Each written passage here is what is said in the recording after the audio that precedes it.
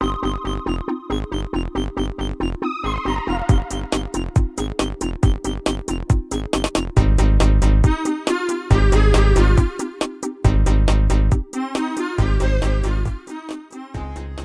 you've ever played in games like Maple County, ERLC, Greenville, or Southwest Florida, you've probably been in a private server before, especially in Liberty County. Liberty County has got some of the most chaotic and disappointing servers you can find, and today we're going to talk about one of these servers. Springfield Roleplay Community is a pretty big server with over 3,600 members. For this video, we have to go back to May of 2023. In this section, I will be referring to information from the 1980s Springfield Roleplay Blacklist document made against SRPC. The document starts off by stating the reasons for the blacklist, which include mass profanity, server corruption, racism, doxing, pedophilia, horrible work conditions, manipulation, distribution of SFRP staff assets, and using donations for personal gain. Back in May 2023, a user known as Fillerite was looking through the ERLC server list when he found a server called 1990 Springfield State Roleplay. The server's owner was called Chookpoo07_2. Eventually, Fillerite had applied to become a moderator for this server. Not long after this, the original owner had been banned by PRC for racism, discrimination, and being 10 years old. Then some other guy took over as Phil was being trained. Not long after this, he was role-playing as a civilian when he went into Liberty Apparel asking for Pride clothing. The two cashiers in the store started talking some homophobic bollocks, so Phil reported it to Jeffrey, the current owner of the server. What made the situation worse was the fact that one of the cashiers was actually a community manager for the server and had agreed with everything said. After Jeff was made aware of the situation, he seemed unbothered by it, even saying that most people were homophobic in the 90s. After this, Phil reported it to the server's owner at the time, but ended up getting this response. After SRPC was ignorant to the situation, Phil contacted a PRC moderator who responded saying it wasn't enough evidence for homophobia. That same day, Phil was fired from SRPC for being a threat, but PRC moderators had then given a warning to the server's founder. 5 months later, in October 2023, the owner of SRPC had stepped down and was replaced by Jeffrey, so Fillerite gave the server another chance. He had even applied for internal affairs and was back as a junior moderator. He had also opened a new department known as Springfield Customs and Border Protection. On October 15th, Phil was role-playing as a Border Patrol agent when a director by the name of Jlingwitty teleported to him and started making racist remarks. After Phil had sent screenshots of these remarks on Discord, Jeff had striked him for it, and Jlingwitty received no punishment. Phil would later be terminated. During my first time in SRPC, I had also had trouble with Jlingwitty. He attempted to create conflict between departments, couldn't spell for shit, and was in a mafia while being in a law enforcement department at the same time.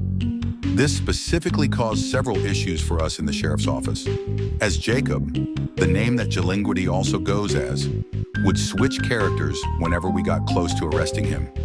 This was a poor attempt at framing us for breaking NLR.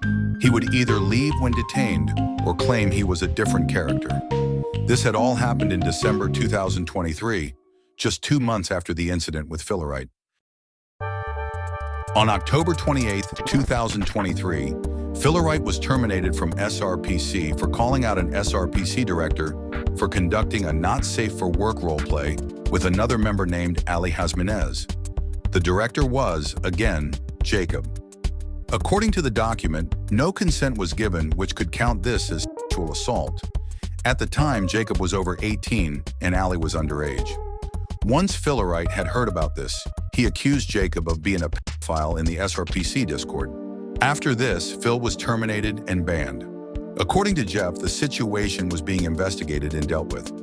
After this, Jacob had retired and no punishment was given. Jeff had even considered rehiring him after a meeting. On November 11, 2024, Phil had again confronted Jeff about this, to which Jeff replied saying Jacob had been fired. Even if this was the case, Jeff still didn't make the appropriate measures like banning Jacob from the server, which he is still in to this day. On October 27, 2024, Phil was made aware that SRPC was using / copying several SFRP staff assets, such as uniforms and liveries. Phil contacted Jeff about this, to which Jeff responded claiming that his assets were created before SFRPs. After Phil had sent Jeff full proof that the SFRP assets were created before SRPCs, Jeff started blaming the designer when he could have just taken responsibility, and then told Phil to contact Colton, an SHR at SRPC, to have them removed. Since Colton had only purchased the liveries, Phil was advised to talk to the official Max, the creator of the liveries. Phil had reassured Jeff that he wouldn't be taking any action against Max, as he probably didn't see an issue. But Jeff began acting extremely unprofessional and continued to blame Max. Phil decided to contact Max, who told him that SRPC had not paid him a single dime for his liveries or uniforms, which is ironic considering that Jeff made over 15,000 Robux this year just on group funds. On November 14, Phil again requested to have the liveries taken down, as well as providing proof that SFRP had their liveries first. Jeff responded, saying he wanted a document specifically from Phil, as well as the designer, to agree to it. On November 22, 2024, SFRP Public Relations opened an investigation against SRPC due to several corruption allegations. Once the investigation had been opened, almost immediately they got messages from former SHRs with proof that SRPC was allowing not safe for work content within their server. Several members had also been making toxic comments against SFRP, although the very first rule in SRPC clearly states that respect should be #1 for every member in the server. It also very clearly states that swearing should be kept to a minimum, although it is clear that this rule is almost never followed. Their excuse for this is that they are not moderating the server 24/7. They also stated that SFRP have been giving them bad reviews on Melonly when they had nothing to do with them. Almost all of the negative reviews against SRPC are all real and all show what a state the server is in. The amount of negative reviews SRPC are getting has become so large that Jeffrey had to make an announcement encouraging people to leave good reviews. He himself left a 5-star review on his own server. Things like this mean that people may not speak the truth in their reviews and are only saying good things because they are being told to. Many SRPC members can also be found saying slurs within the server, as well as staff members like Jeff himself acting corrupt. Jeffrey has been caught in many scandals regarding ERLC. He has been blacklisted in larger servers such as this one. He has used group funds for his personal gain. He can't pay his staff members, although he's earned $15,000 this past year, and he couldn't even pay his livery designer. Jeff is a fraud. He has never invested anything into the server. He takes donations for his personal gain. He doesn't follow his own server's rules, and he makes threats toward people when they say things he doesn't like. I find this last part ironic, as an SHR who goes by Diego seems to enforce threats very strictly. Jeffrey is a disgrace to not just SRPC, but to the entirety of ERLC.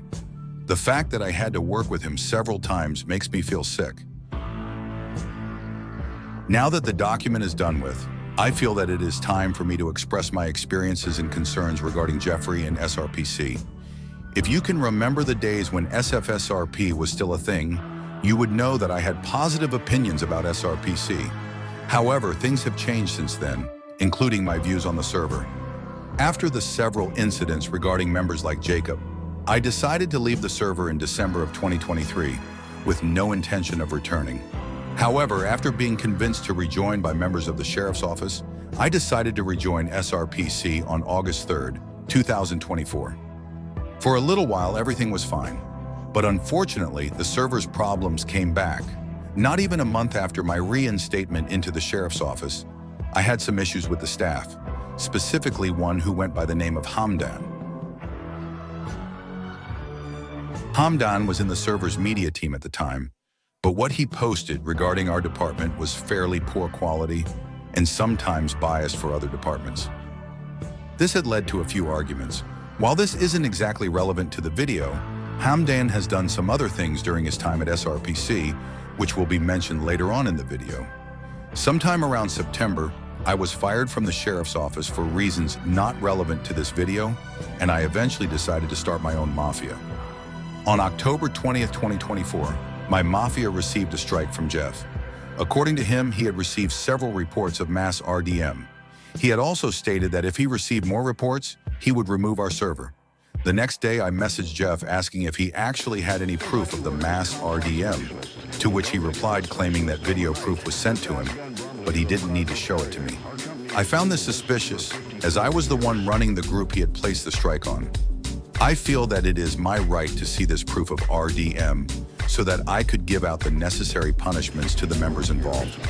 Ronnie, who used to run the New Mexico Kingpins group in SRPC, had also received one of these strikes. However, I have been sent a screenshot from someone which shows a message from Jeff claiming that he faked the strikes. The screenshot shows a message Jeff sent to somebody claiming he lied about a report with a screenshot attached. The screenshot shows Jeff's messages with Ronnie, including a message from Jeff claiming that if Ronnie doesn't get his mafia under control, then Jeff would forcefully shut it down. The fact that Jeff sends fake reports to mafia heads speaks volumes about what his leadership is like.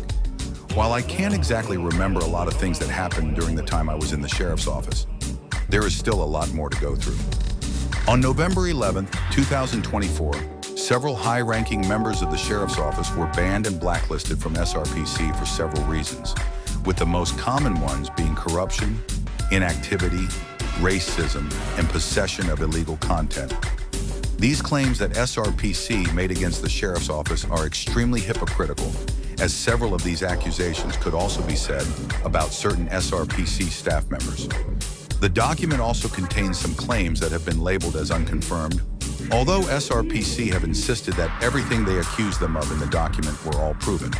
When confronted about this, one of the server's assistant directors said that these unconfirmed claims were ones that they didn't have proof of, but were confident that it did happen. If they don't have proof of it, they shouldn't have put it in. The document then contains some evidence. This image shown in the document is supposedly proof of stereotyping and racism, although I'm finding it a little difficult to understand how this is racist. The next image shows a NSFW GIF sent by the then sheriff. The fact that he had sent this GIF is not at all relevant to SRPC. If it wasn't sent in an SRPC-related server, then it shouldn't be put against him. This image is apparently Nash admitting to possession of NSFW of a minor. I really don't see how a thigh pic is considered NSFW by SRPC staff. This is supposedly Nash bypassing a suspension by making public chats with a webhook. Not exactly bypassing. The next couple of images shows possible raid threats from Hansa. I genuinely don't see how him saying he has a backup plan is at all related to raid threats. SRPC staff were desperate for this one.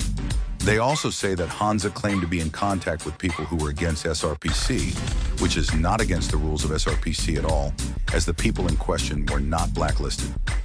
This document was merely a poor excuse by the director team to blacklist Nash and other members of the sheriff's office. Earlier in the video, I said that I would eventually talk about some of the things that Hamdan had done in SRPC, which I find concerning. He was a staff member for quite some time, where he racked up several strikes that eventually led up to his termination. This man might even be worse than Jacob with the way he acts. He would sexually harass members, both in-game and in public channels in the Discord server. He would constantly act immature, and he had no respect for members. You may be wondering why I singled this specific member out. I wanted to use this member as an example of how corrupt the SRPC staff team can be, even down to the moderators. Nobody can be trusted. To put it lightly, my experience in this server has left me disgusted with the people running it. The owner is constantly making up false claims and refusing to present proof. The staff constantly believe that they are in the right. They punish people for criticizing the server or speaking out against corruption.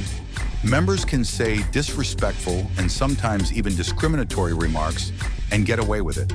And the server is filled with people who are honestly dangers to their community. As if Liberty County wasn't already going downhill, this server could definitely contribute to that. Avoid it and its people at all costs. To end this video, I am going to put together some of what I think are the worst moments from SRPC and its staff, as I feel that everybody needs to see the truth.